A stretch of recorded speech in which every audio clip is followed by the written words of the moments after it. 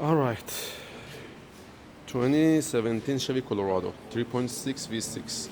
We got the new engine here. We're gonna swap that. We pull up the engine. We try to fix it, but we have a low compression, and the head gasket was blown right here, and we got a timing chain issue, broken timing chain.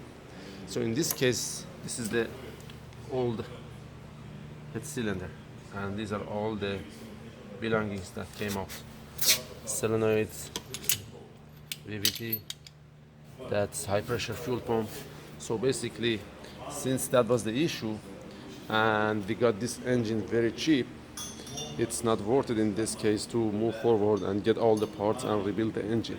However, the engine is rebuildable, but we're not going to do that in this case. Let me explain to you a very brief story. So right here, whenever you wanted to pull that, I usually don't disconnect the AC compressor, but in this case we have to, and we have to vacuum and recharge it back again. This wire, as you see, it's going all around. So this wire, it can't be disconnected. So when the engine, it goes just in the hole with the wire. Be careful on the wire, do not break any wire or anything. So somebody needs to hold it up, and then you need to install the engine from the top. The wire goes all around it, so with the crane like that. So basically we have the radiator removed, the electric fan, radiator fan assembly removed.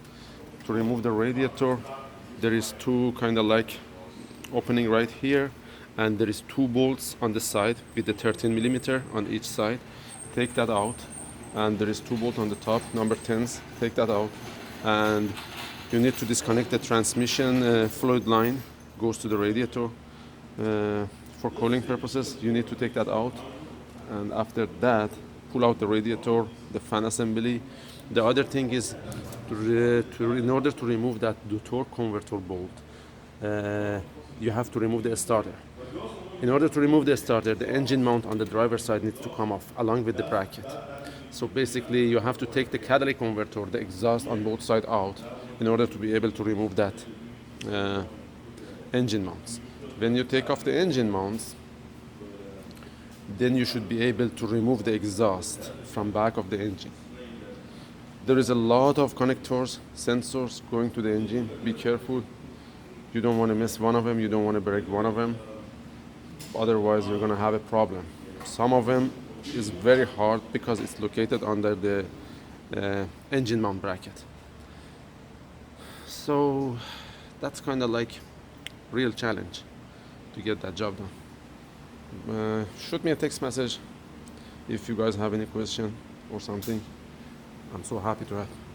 Thank you guys for watching, and see you next time.